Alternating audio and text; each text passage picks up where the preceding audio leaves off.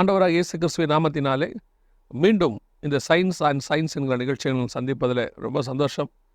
தொடர்ச்சியாக இதை நடத்துவதற்கு கர்த்தர் கிருபை தந்திருக்கிறாரு. இப்போது நாம் அடுத்த பகுதிக்குள்ளே வந்திருக்கிறோம். அதாவது போன இதிலேருந்து Q&A sections, question and answers, கேள்வி பதில்களை நாம் பார்த்துக்கிட்டு வரோம். நீங்கள் கேட்ட கேள்விகள் தான் உங்கள் கமெண்ட்ஸில் நீங்கள் மெயில் அனுப்பி நீங்கள் கேட்ட கேள்விகளுக்கான பதில்களை சகோதரன் வேதாகம துணையோடு கூட நமக்கு சொல்லிக்கொண்டே வருகிறார். இப்போ நம்ம அந்த கேள்வி பதில் பகுதியினுடைய அடுத்த எபிசோட்குள்ளே நம்ம போக போகிறோம்.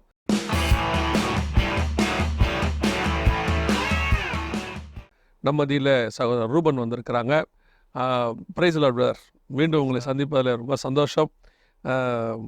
இந்த கமெண்ட்ஸ் எல்லாம் வரதை நீங்கள் பார்க்குறீங்களா? நிறைய கமெண்ட்ஸை பார்க்க முடிஞ்சது. ஒரு கமெண்ட்டை ஹைலைட் பண்ணணும்னு நான் விரும்புகிறேன். நிறைய கமெண்ட்ஸ் போட்டிருந்தாங்க, நிறைய பாசிட்டிவ் கமெண்ட்ஸும் வந்துருந்தது. All glory to God. அதில் ஒரு கமெண்ட் வந்து குறிப்பாக சொல்லணுன்னா, இந்த ப்ரோக்ராம் மூலமாக எனக்கு ஆண்டவர் மேலே இருக்க அந்த பாசம், அந்த லவ் ஃபார் காட் நிறைய கூடிருச்சுன்னு ஒருத்தவங்க எழுதியிருந்தாங்க. I think then are objectives fulfil ஆகிட்டு இருக்க மாதிரி தான் எனக்கு தெரியுது. ஆமாம், இது கர்த்தர் மகிமைக்கணும். ஜனங்களை தேவன் பக்கம் திருப்பவும், வேதாகமத்தின் மேல் இன்னும் அவங்களுக்கு ஒரு பிடிப்பு, அட்டாச்மெண்ட் வரணும் நமக்கு. அது ஏன்னா அது அவ்வளோ மகத்துவம் உள்ளது. நான் எப்போவுமே ஆரம்பத்துலேருந்து எனக்கு ஒரு கன்சர்ன் சொல்லி கொடுத்துருக்கிறார். என்னென்னா, நான் இந்த வேதாகமத்தை காப்பாற்றுறதுக்கே இல்லை, வேதாகமம் என்னை காப்பாற்றுறதுக்கு கொடுக்கப்பட்டது தான். நான் அது மேலே உள்ள நேசத்தில் அதில் அது சொல்லப்பட்டிருக்கிற விஷயங்களை நம்ம பேசிகிட்டு இருக்கிறோம். நான் ஒரு கமெண்ட் பார்த்தேன், அந்த கமெண்ட் எனக்கு ரொம்ப வித்தியாசமாக இருந்துச்சு. உங்களை நினச்சி கொஞ்சம் பயமாக இருந்துச்சு, என்ன செய்ய போகிறீங்களோ அப்படின்னு சொல்லி. என்னென்னா, உங்கள் வீட்டுக்கே வந்துடுறேன்னு ஒருத்தர் சொல்லியிருந்தார். ரோமன் பிரதர் வீட்டுக்கே நான் வந்துடுறேன் அப்படின்னு சொல்லி. இதுவும் வந்து அவங்க நம்ம மேலுள்ள பாசத்தில் சொல்கிறது தான். ஸோ உங்கள் கமெண்ட்ஸ் எல்லாம் ரொம்ப யூஸ்ஃபுல்லாக இருக்குது. சில கமெண்ட்ஸ் நாங்கள் பார்த்துட்ருக்குறோம், சில கமெண்ட்ஸ்க்கான பதில்களை கொடுக்க விரும்புகிறோம். தொடர்ச்சியாக இந்த நிகழ்ச்சியை பாருங்கள், அநேகருக்கு தெரியப்படுத்துங்க. காரணம், அவர்களும் இந்த தெளிவுக்குள்ளே வரணுங்கிற ஒரு ரீசனுக்காக தான். கர்த்தருக்கு சித்தமானால் இது வந்து இப்போது தெலுங்குலேயும் வருது. தெலுங்கு மக்களுக்கும் நீங்கள் இதை என்ன செய்யலாம்னா ஃபார்வர்ட் பண்ணலாம். அதாவது HLM தெலுங்கு அப்படிங்கிற ஒரு சேனல் நம்முடைய HLMக்குள்ளேயே இருக்குது. HLM தெலுங்குன்னு இருக்குது. நீங்கள் போய் அதுலேயுமே அவங்களுக்கு என்ன செய்ய முடியும், இதை அவங்களுக்கு சொல்ல முடியும். ஸோ அப்படி தெலுங்கு பேசுகிற மக்களும் இதை தெரிந்து கொள்வதற்கு பிரயோஜனமாக இருக்கும். இப்போ நாம் அடுத்த ஒரு மிக முக்கியமான ஒரு கேள்விக்கு போகிறோம். பிரதர், இந்த கேள்வி வந்து ரொம்ப இம்பார்ட்டண்ட்டான ஒரு கேள்வி. என்ன அப்படின்னு கேட்டிங்கன்னா, இந்த கேள்விக்கு வரத்துக்கு காரணம் நம்ம கமெண்ட்ஸ் கேட்டிருக்காங்க, நீங்கள் பதில் சொல்ல போகிறீங்க. இதுக்கு பின்னாடி எனக்கு ஒரு சம்பவம் இருக்குது. அந்த சம்பவத்தை சொல்லிவிட்டு அதுக்கப்புறமா இந்த கேள்வி நான் கேட்குறேன். அப்போ இது எவ்வளோ இம்பார்ட்டன்ட்னு உங்களுக்கு தெரியும். என்னென்னா, ஒரு நாத்திகராக மாறிட்டார் ஒருத்தர், ஆண்டவரை விட்டுட்டு போயிட்டார். ஒரு புத்தகம் எழுதியிருந்தார். அந்த புத்தகத்தில் நான் ஏன் நாத்திகனானேன் அப்படிங்கிறதுக்கு அவர் அதில் ஒரு கேள்விகள் கேட்டிருக்கிறார். கேட்டபோது அதில் ஒரு கேள்வி, அதாவது வேதாகமத்தை குறித்து நிறைய கேள்வி கேட்டிருக்காரு. அதில் பிரதானமாக அவர் கேட்டிருந்த ஒரு கேள்வி என்னென்னா, ஒரு அடிப்படையாக அதே பைபிளில் தான் இருக்குது, 4வது நாளில் தான் சூரியன், சந்திரன், நட்சத்திரம் எல்லாம் படைக்கப்பட்டது. ஆனால் 1ஆம் நாள்லையே வெளிச்சம் உண்டாக கடவுதென்று ஆண்டவர் சொல்லிட்டார். அப்போ இந்த லைட் எங்கேருந்து வந்துச்சு? அவர் கேட்டிருந்த கேள்வி அதில் அப்படி தான் இருந்துச்சு. இந்த லைட் எங்கேருந்து வந்துச்சு? சூரியன் சந்திரனில் இல்லாத லைட்டை வேறு எங்கேருந்து கொண்டாட முடியும் அப்படின்னு சொல்லி ஒரு கேள்வி கேட்டிருந்தார். இந்த கேள்வியின் பேஸ்லையே நிறைய கேள்விகள் இருக்குது. இதே மாதிரி கேள்விகள் நிறையாவே இருக்குது இல்லையா? நீங்களும் பார்த்து, நீங்கள் இதை பற்றி என்ன நினைக்கிறீங்க? ஸோ ப்ரைஸ் லாட், உங்கள் இன்விடேஷனுக்கு ரொம்ப தேங்க்ஸ். ஸோ இந்த கேள்விக்கு பதில் சொல்கிறதுக்கு முன்னாடி ஃபஸ்ட்டு வந்து இந்த பைபிளை பற்றி நம்ம புரிஞ்சுக்கணும். அதுதான் அடிப்படையே, அதுதான் ரீசனிங்க. பைபிளுங்கிறது நம்ம நினைக்கிற மாதிரி ஒரு சாதாரண ஒரு புக்கோ இல்லாட்டி ஒரு சயின்ஸ் புக்கோ அது கிடையாது. It's a spiritual book primarily. அதாவது நம்மளுடைய சிந்தனைக்கும் மேற்பட்டதான ஒரு புத்தகம். ஆண்டவர் எப்படி பேசுகிறாருங்கிறத புரிஞ்சுக்கிட்டோன்னா தான் நம்ம இந்த ஜெனிசிஸ் 1 இருக்கிற மிஸ்ட்ரியை நம்மளால் புரிஞ்சிக்க முடியும். ஜெனிசிஸ் 1 நிறைய கொஷின் கேட்டிருந்தாங்க. அதில் மெயில்ஸ்லேயும் வந்திருந்தது, கமெண்ட்ஸ்லேயும் வந்திருந்தது, வாட்ஸ்அப்லேயும் வந்திருந்தது. அவர் கேட்டதில் ஒரு முக்கியமான கொஷின் வந்து சீக்வன்ஸ். இப்போ நீங்கள் சொன்ன இந்த பாயிண்ட் தான். இந்த கொஷினுக்கு பதில் சொல்கிறோம், பார்ப்போம். இந்த எபிசோட் முடிகிறதுக்குள்ளேயும் பார்த்துருவோம். அதுக்கு முன்னாடி ஒரு பேக்ரவுண்டை இதை பார்த்துடலாம். அந்த பேக்ரவுண்ட் என்னென்னா, நம்மளுக்கு தெரியும் எப்படி ஒரு காயினுக்கு 2 சைடு இருக்கோ அதே மாதிரி காட்ஸ் வேர்டுக்கு எப்போவுமே மினிமம் இன்னொரு சைடு இருக்கும். அதை தான் நம்ம கீன்னு சொல்லுவோம். அதுக்கு ஒரு எக்ஸாம்பிள் பார்க்கணும் அப்படின்னா நீதிமொழிகள் 18:22 நம்ம பார்க்குறோம். மனைவியை கண்டடைகிறவன் நன்மையானதை கண்டடைகிறான், கர்த்தரால் தயையையும் பெற்றுக்கொள்கிறான். இது இல்லாத கிறிஸ்டியன் மேரேஜஸ் 90% இருக்காது.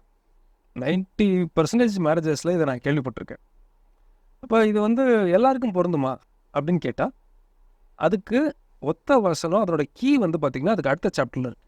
ஓகே, அது என்ன அப்படின்னு பார்த்தோம்னா நீதிமொழிகள் 19:14 இருக்குது. வீடும் ஆஸ்தியும் பிதாக்கள் வைக்கும் சுதந்திரம், புத்தியுள்ள மனைவியோ கர்த்தர் அருளும் ஈவு.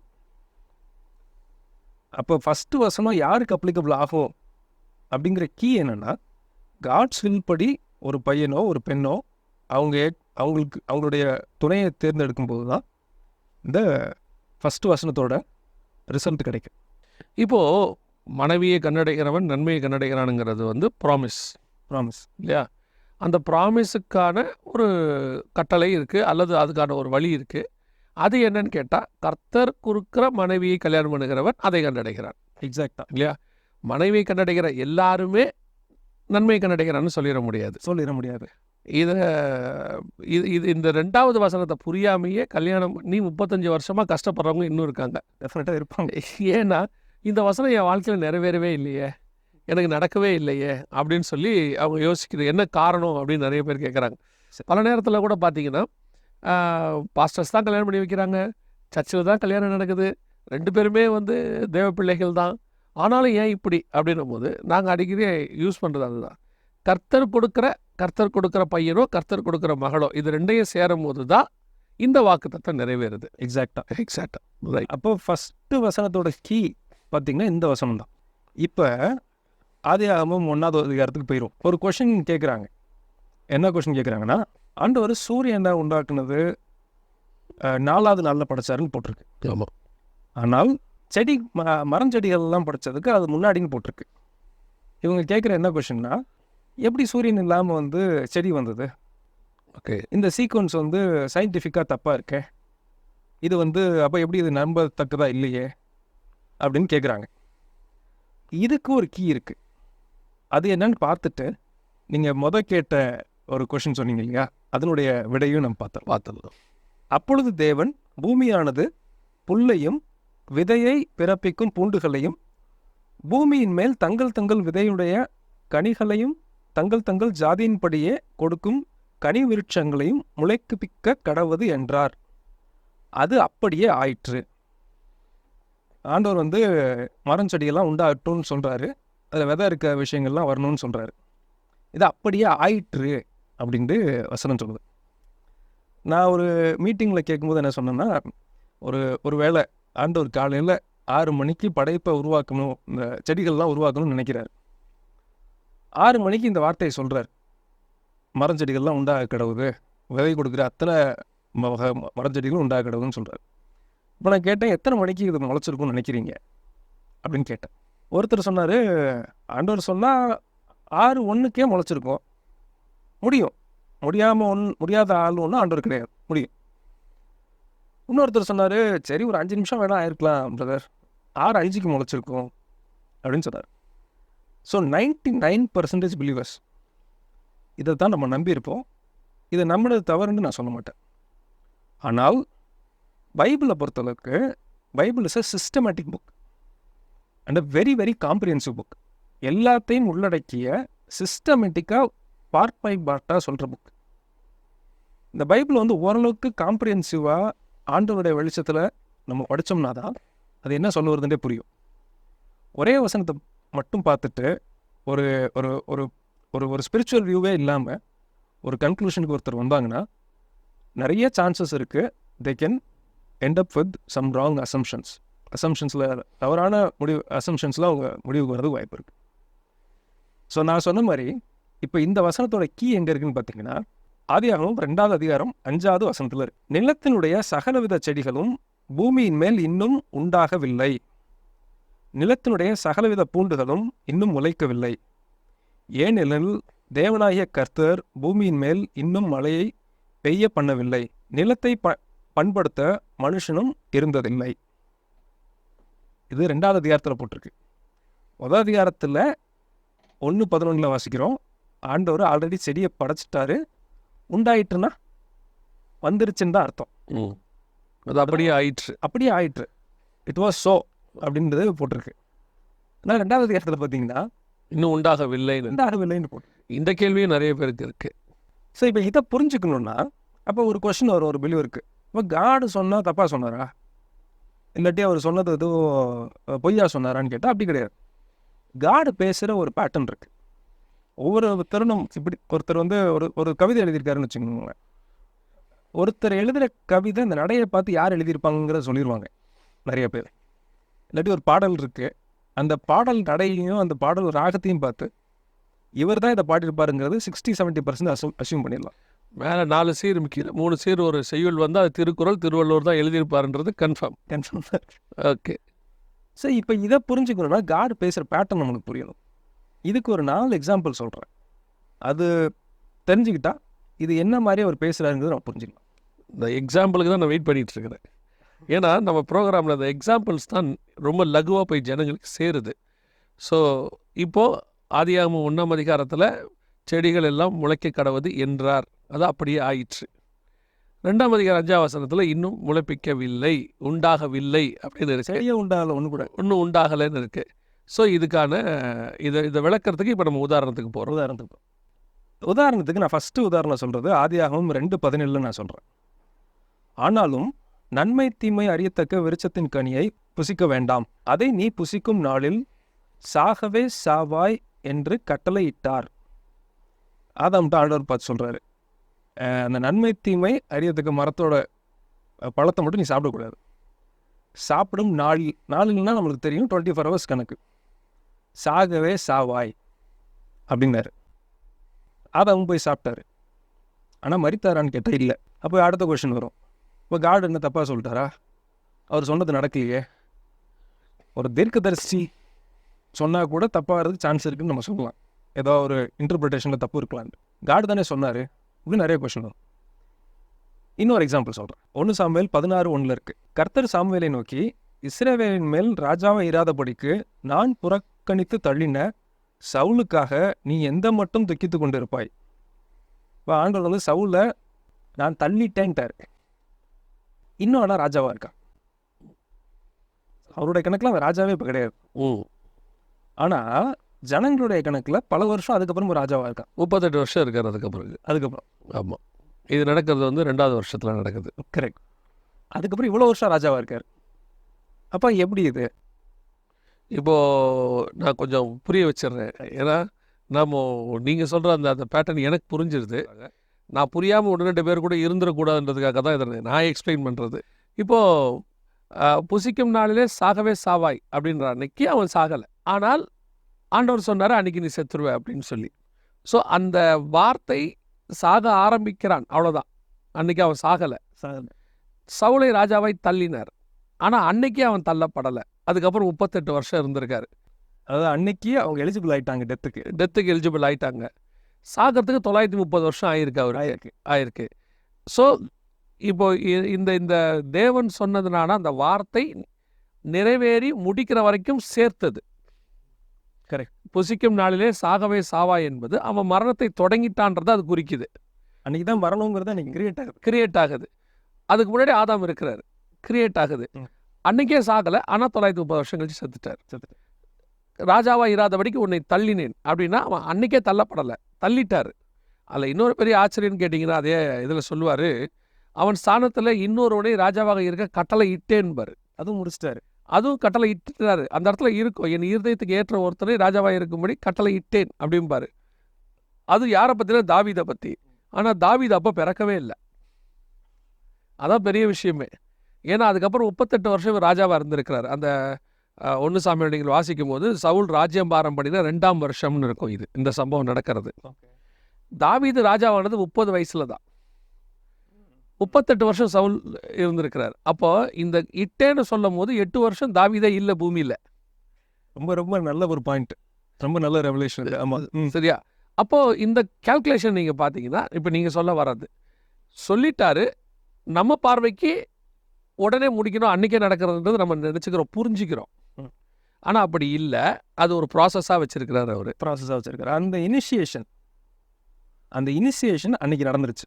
ஓகே, இதை தான் நம்ம ரோமரில் பார்க்குறோம். ஆபிரகாமை பற்றி எழுதும்போது எழுதுகிறாங்க, அநேக ஜனங்களுக்கு உன்னை தகப்பனாக ஏற்படுத்தினேன் என்று எழுதியிருக்கிறபடி அவன் தான் விசுவாசித்தவருமாய் மரித்தோரை உயிர்ப்பித்து இல்லாதவைகளை இருக்கிறவைகள் போல அழைக்கிறவருமாய் இருக்கிற தேவனுக்கு முன்பதாக நமக்கு எல்லாருக்கும் தகப்பனானான். ஸோ இப்போ இல்லாதவைகளை இருக்கிறது போல் அழைக்கிறார். அப்படின்னா அன்னைக்கு ஆதியாகமம் 1ஆம் அதிகாரத்தில் மரம் உண்டாக கிடவுது, செடி உண்டாக கிடவுதுன்னு சொன்ன ஆண்டவர் அதனுடைய இனிஷியேட்டிவ் விதையை போட்டு முளைக்கிறதுக்கு அந்த வேலையை முடிச்சிட்டார். அண்ட் இன்னொரு ஒரு விஷயம் நம்ம புரிஞ்சிக்க வேண்டிய விஷயம் என்னென்னா, இப்போ நம்ம வீட்டு பக்கத்தில் ஜன்னலை திறந்து பார்த்தோம்னா நம்மளுக்கு என்ன தெரியும்னா, வெளியில் இருக்க ரோடு தெரியும், பக்கத்து வீட்டில் ஏதாவது வண்டி நிற்கிதான்னு தெரியும், அவ்வளோதான் நமக்கு தெரியும். ஆனால் காடை பொறுத்தளவுக்கு நம்ம லாஸ்ட் எபிசோடில் பார்த்த மாதிரி is a transcendent being. You can look into the scope of time. இப்படி எட்டி பார்த்தாருன்னா நாளைக்கு என்ன நடக்கும்னு தெரியும் அவருக்கு. அது அவருக்கு ஒன்றும் ஒரு பெரிய ஒரு சமாச்சாரமோ ஒரு விஷயம்லாம் கிடையாது. இன்னும் 4000 வருஷம் கழிச்சு என்ன நடக்கும்னு கேட்டாலும் அவருக்கு தெரியும். அவரைத்தான் நம்ம காடுன்னு சொல்கிறோம். ஸோ அவருடைய பார்வையில் விதையை போட்டு அவரோட வேலையை முடிச்சிட்டார். இதுக்கு ஒரு எக்ஸாம்பிள் சொல்லணுன்னா, இப்போ நீங்கள் வந்து ஒருத்தருக்கு ஒரு செக் கொடுக்குறீங்க, ஒரு 10,000 ருபீஸ்க்கு ஒரு செக் கொடுக்குறீங்க. செக்கு கொடுத்துட்டு பேமெண்ட் கொடுத்துட்டேன்னு நீங்கள் சொல்லுவீங்க. அவர் அக்கௌண்ட்டுக்கு வந்துருச்சான்னு கேட்டால் இல்லை. அது கலெக்ஷன் ஒன்று போகும், அந்த பேங்க்குக்கு போகும், போயிட்டு கலெக்ஷன் ஆகி அந்த நீங்கள் உங்ககிட்ட இருந்து செக் வாங்கினவருக்கு போய் சேரும். ஆனால் உங்களுடைய வியூவில் பேமெண்ட் கம்ப்ளீட் பண்ணிட்டீங்க, செக் கொடுத்துட்டோம். செக்கு கொடுத்துட்டீங்க. இந்த செக்கு நாளைக்கு தான் பாஸ் ஆகும், ஆனால் ஏன் லெஜரில் நான் இன்றைக்கி பேமெண்ட் பண்ணிட்டேன்னு எழுதிடுவேன். பண்ணிட்டேன் எழுதிருக்கீங்க. இதே மாதிரி தான் ஆண்டவர் முதல் அதிகாரத்தில் மரஞ்செடிகளை படைச்சதை நம்ம பார்க்குறோம். ஆனால் அது விளைந்தது 2ஆவது அதிகாரத்துக்கு அப்புறம்தான். ஓகே, முளைப்பிக்க கடவுதுங்கிறது வந்து ஃபியூச்சர்ஸுக்கு சேர்த்து உள்ள வார்த்தை. அதோட அந்த முளைச்சி வரப்போகிறதையும் சேர்த்து அங்கே சொல்லிட்டார். இது இந்த விதமாக முளைக்க போகுது அப்படிங்கிற அவர் பார்த்துட்டார்.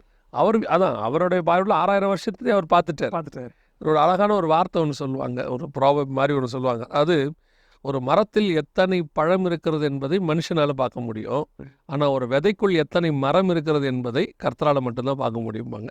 அந்த மாதிரி ஸோ காட் வந்து அதை கிரியேட் பண்ணும்போதே அதுக்கு பின்னாடி உள்ளதை அவர் பார்த்துட்டார். ஸோ அதுக்கப்புறம் அவர் என்ன படைக்க போகிறாரு அதெல்லாம் அடுத்து உள்ளது. இதை படைக்கும் போது இதோடைய டிசைனில் இது என்ன செய்ய போகுதுங்கிறத சொல்லிட்டார்.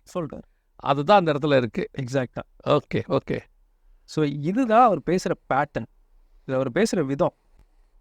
இதை நம்ம ஒரே ஒரு வசனத்தை எடுத்து வச்சுக்கிட்டு ஏதோ நம்ம புத்திசாலிகள் மாதிரி அதுக்கு அடுத்த அதிகாரத்தையும் படிக்காமல் நம்ம ஒரு கேள்வியை எழுப்புறதுங்கிறது நம்மளுடைய இக்னோரன்ஸை குறிக்கிற ஒரு விஷயம் தானே ஒழிய இன்கன்சிஸ்டன்ட்டுங்கிறது இந்த பைபிள் கிடையாது.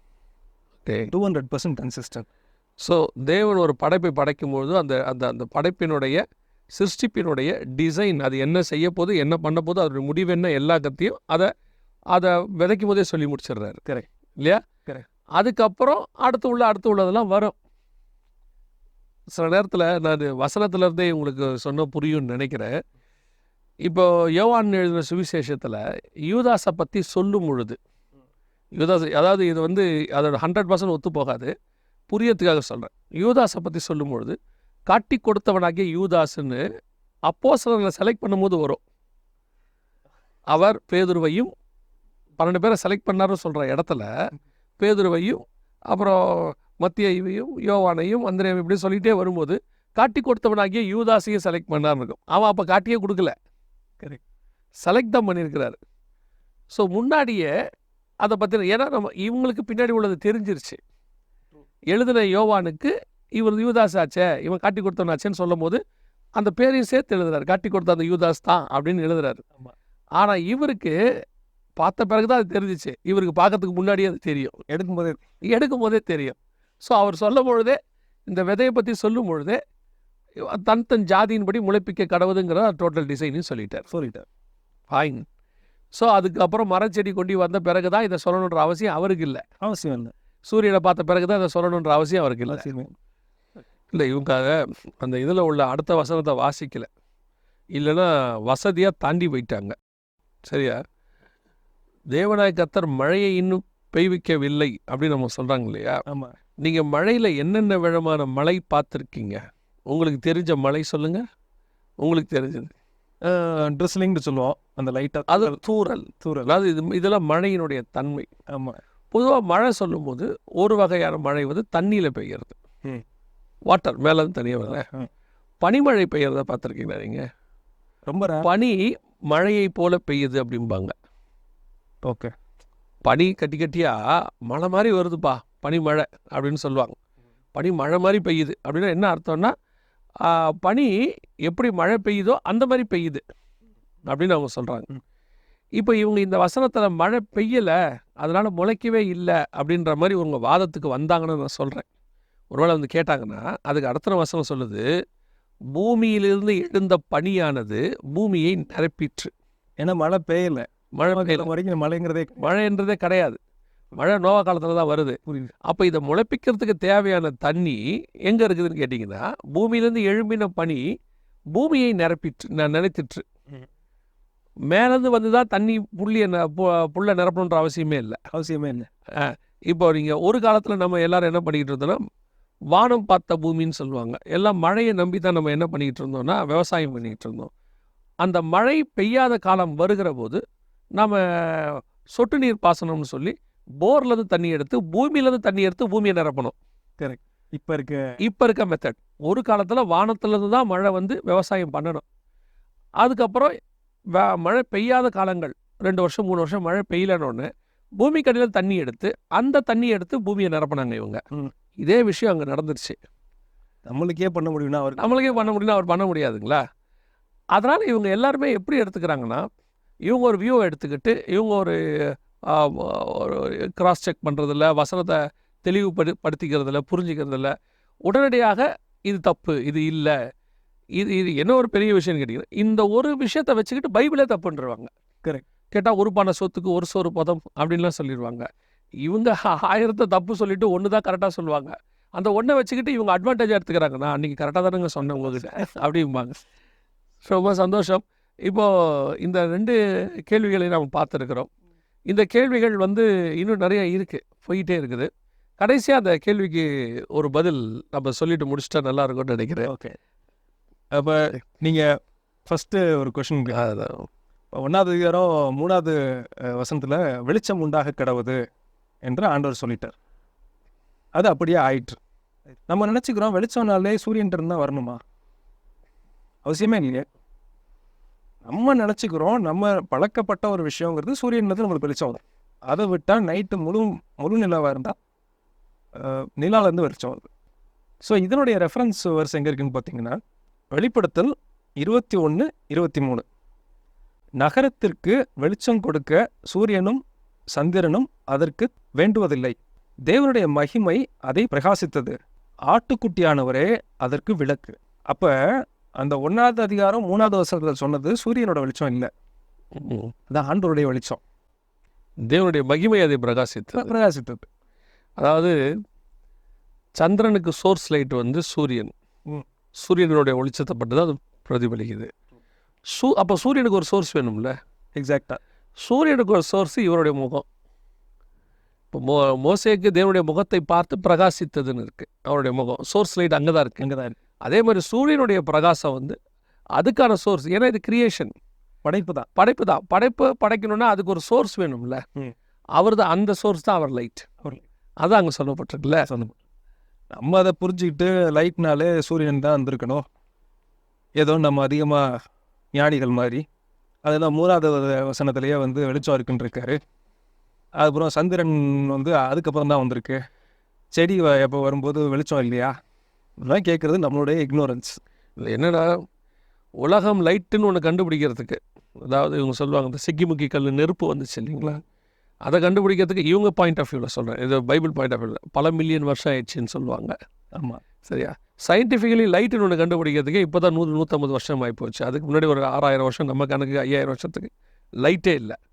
ஸோ இவங்களே இந்த சோர்ஸ் லைட்டை வச்சு தான் நம்மளே வாழ்ந்துட்டு இருந்தோம் நம்ம எல்லாருமே.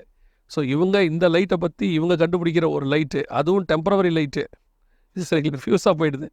இந்த லைட்டை கண்டுபிடிச்சி விட்டு இன்னும் இவங்களால் ஒரு டிகிரி கூட முன்னாடி போயிட முடியாது. புரியுது. போனால் கதை முடிஞ்சிருச்சு. நம்ம இந்த பூமி சுற்றி வரும்போது மே மாதம் நம்ம கிட்ட வருவோம் ஆமாம். இல்லையா? அதுவே நம்மளால் இப்போ தாங்க முடியல இப்போ இருக்கிறத. அதை உண்டாக்கினவர் அவர். ஆனால் அவர் இல்லை, அப்படி இல்லை கிரியேஷனை பற்றி. எனக்கு ரொம்ப சரி ஓகே. பட் அது அறியாமையில் கேட்கறதான்னு வச்சுக்கோ. ஒரு காலத்தில் நம்மளும் இப்படி தான் கேட்டுக்கிட்டு இருந்த காலங்கள்லாம் இருக்கு. கர்த்தர் ஆனால் அதுக்கான பதிலை வேதாகமத்தில் வச்சிருக்கிறார். அதான் ரொம்ப வேதத்தை ஆராயும் போது கிடைக்கிறது ரொம்ப சந்தோஷம்.